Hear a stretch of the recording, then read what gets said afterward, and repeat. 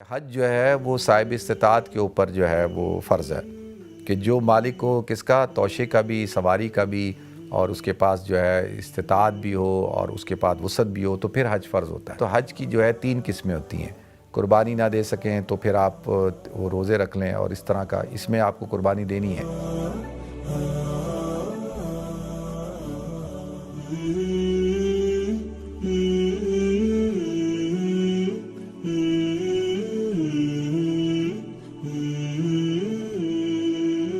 محترم ناظرین کرام، بزرگان دین اور میری عزیز ماؤں اور بہنوں بھائیوں، السلام علیکم ورحمۃ اللہ وبرکاتہ۔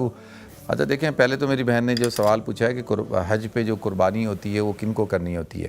پہلی بات تو آپ یہ ذہن میں بٹھائیں کہ حج جو ہے وہ صاحب استطاعت کے اوپر جو ہے وہ فرض ہے۔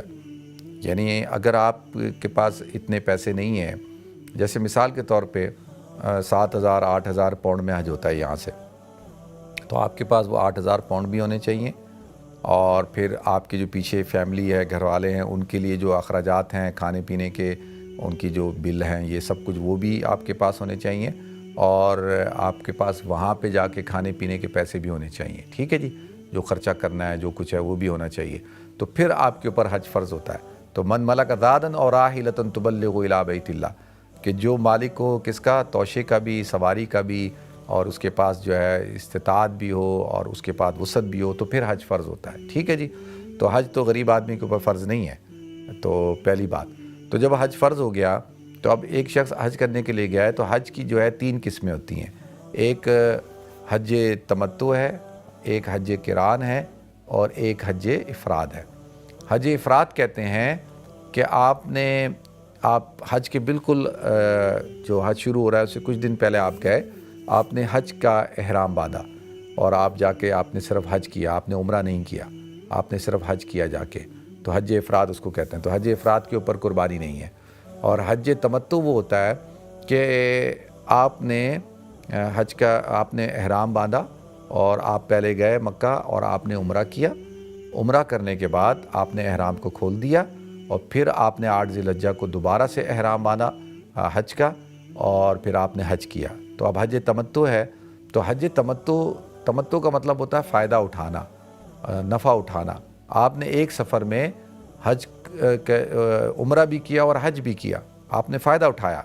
تو اب آپ حج تمتع میں دم شکر ہوتا ہے، یعنی اب اس کی وجہ سے آپ کو قربانی دینی ہوگی، آپ پر جو ہے قربانی ہے، کیوں کہ آپ نے عمرہ بھی کیا اور آپ نے جو ہے وہ بھی کیا حج بھی کیا۔ تو حج تمتع میں جو ہے وہ قربانی دینی ہوتی ہے۔ ٹھیک ہے جی، تو اب وہ اگر حج افراد کر رہے ہیں تو ان کو قربانی نہیں دینی، حج تمتع کرتے ہیں تو ان کو قربانی دینی ہوتی ہے۔ ٹھیک ہے جی، اسی طریقے سے جو ہے جو حج قران ہوتا ہے، حج قران کہتے ہیں کہ آپ نے عمرے کا احرام باندھا اور آپ نے اس عمرے کے احرام میں یعنی گئے، آپ نے عمرہ کیا، اور عمرہ کرنے کے بعد عمرے کے اندر کتنی 3 چیزیں ہوتی ہیں نا، طواف، صفا مروہ کی سعی اور بالوں کا کٹوانا۔ تو اب آپ نے کیا کیا، آپ نے حج قران کی نیت کی، طواف کیا، سعی کی، لیکن بالوں کو نہیں کٹوایا، آپ نے اس احرام کو ہی باندھے رہے اور اسی احرام کو آپ نے کنٹینیو رکھا حج تک، اور حج میں جا کے جب آپ نے طواف زیارت کر لی تو اس کے بعد جا کے آپ نے احرام کو کھولا۔ تو اب اس کو کہتے ہیں قران، ملا ہوا۔ تو آپ نے عمرے کو اور حج کو ملایا، لیکن آپ نے احرام نہیں کھولا، تو اس میں بھی آپ کو قربانی نہیں دینی۔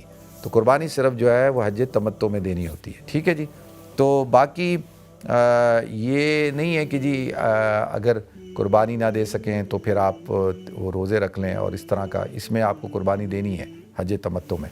اللہ تعالیٰ ہم سب کو عمل کرنے کی توفیق عطا فرمائے۔ السلام علیکم ورحمۃ اللہ وبرکاتہ۔